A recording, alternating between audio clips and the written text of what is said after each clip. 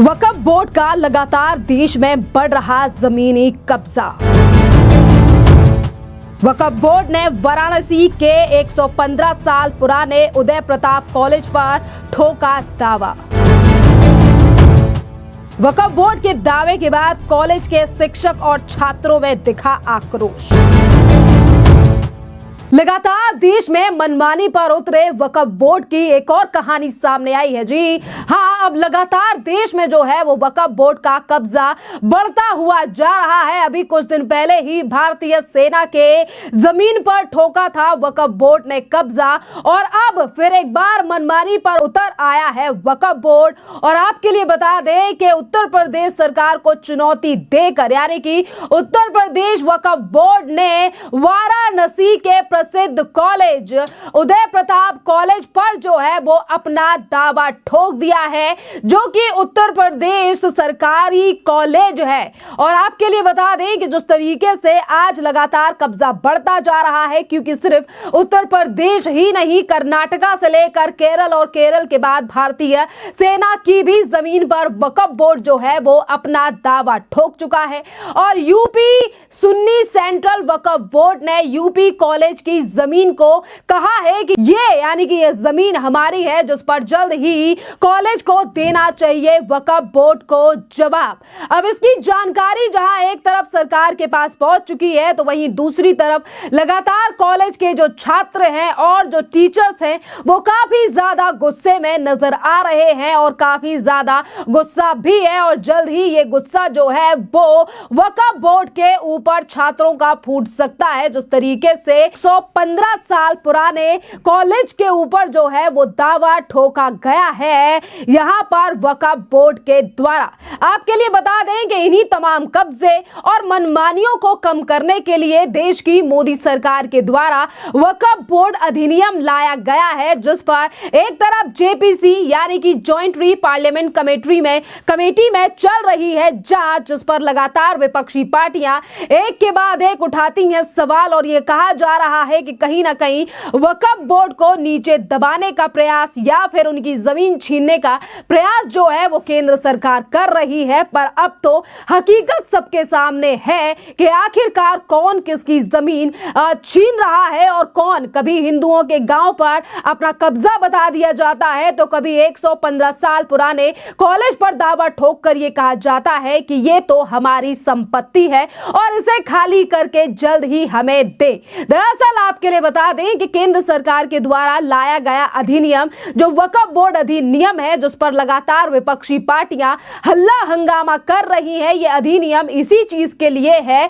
कि वक्फ बोर्ड आज जिन भी संपत्तियों पर अपना दावा ठोकता है वहां पर उन्हें प्रूफ दिखाने होंगे, क्योंकि आज से पहले यह प्रावधान नहीं था। जिस भी संपत्ति पर वक्फ बोर्ड अपना कब्जा बता दिया करता था, उसी संपत्ति को बिना किसी जांच के वक्फ के अधीन कर दिया जाता था। और इन्हीं चीजों पर अब लिमिटेशन, यानी कि कहीं ना कहीं वक्फ बोर्ड को जो है वो एक जगह पर सीमित रखने के लिए ही सरकार के द्वारा ये अधिनियम लाया गया है, जहां एक तरफ इस पूरे मामले यानी कि इस पूरे वक्फ बोर्ड अधिनियम पर जांच चल रही है, तो वहीं दूसरी तरफ भारतीय जनता पार्टी के नेता और जेपीसी में जो जांच कर रहे हैं, यानी कि जगदंबिका पाल का भी बयान सामने आया है, और उन्होंने कहा है कि राज्य और वक्फ के बीच में जो है वो कई राज्यों में डिस्प्यूट चल रहा है, जिसकी रिपोर्ट जल्द ही आएगी तो हम उस पर भी विचार करेंगे। सुनिए जगदंबिका पाल का ये बयान। जो वक्फ बोर्ड अमेंडमेंट की जेपीसी बनी थी और स्पीकर साहब ने एक मैंडेट दिया था, लेकिन कल की बैठक में हम लोगों ने तय किया कि अभी कुछ राज्यों से जो स्टेट गवर्नमेंट की प्रॉपर्टी है जिसको वक्फ क्लेम कर रहा है, राज्य में और वक्फ बोर्ड के बीच में डिस्प्यूट है, ऐसे 6 राज्य हैं। उन 6 राज्यों से हमने उसकी एक रिप्लाई मांगी थी कि आखिर आपकी डीड्स हैं या आपके क्या हैं, इसके संबंध में क्लैरिटी दें। तो वो रिप्लाई अभी तक नहीं आई। देश की राजधानी में 123 पर संपत्तियां जो मतलब इतनी कीमती हैं और वो केंद्र सरकार की है, 1911 में ब्रिटिशर्स ने उसको राजधानी बनाने के लिए कंपनसेशन देके एक्वायर किया था और फिर 70s में 1970 में वक्फ बोर्ड ने क्लेम कर दिया वो 123 प्रॉपर्टी की वक्फ की है। तो ऐसी परिस्थितियों में फिर 2014 में जिस दिन इलेक्शन डिक्लेयर हो रहा था उस समय की सरकार ने एक कैबिनेट करके कि हम 1 रुपये प्रति एकड़ पर एनम हम उस 123 प्रॉपर्टी को दे रहे हैं और हैंड ओवर करने की, वो कोर्ट ने स्टे कर दिया। नहीं तो आज 1 लाख करोड़ से ऊपर की गवर्नमेंट की प्रॉपर्टी आज वक्त की हो जाती। तो उस पर भी लोगों ने कहा कि इस पे हमको फिर से यूडी मिनिस्ट्री को बुलाना चाहिए, दिल्ली सरकार को बुलाना चाहिए। तो ऐसे पे हमने महसूस किया है कि हम इसके टाइम के एक्सटेंशन के लिए जा रहे हैं। आज वो रिजोल्यूशन आएगा कि हम बजट सेशन के आखिरी दिन तक नहीं, देश की जनता को ये सोचना चाहिए कि जब लगातार ज्वाइंट पार्लियामेंट्री कमेटी की बैठकें हो रही हैं, एक एक दिन में ऑन एन एवरेज 7 घंटे 8 घंटे बैठकें होती हैं, 29 बैठकें हो चुकी हैं, मोर देन 125 आवर्स से ज्यादा बैठ चुके हैं। देश के महाराष्ट्र, गुजरात, तमिलनाडु, कर्नाटका, तेलंगाना, उड़ीसा, असम इतने राज्यों में जा चुके हैं। सभी वक्फ बोर्ड और माइनॉरिटी कमीशन, गवर्नमेंट ऑफिशियल्स और स्टेक होल्डर से हम मिल चुके।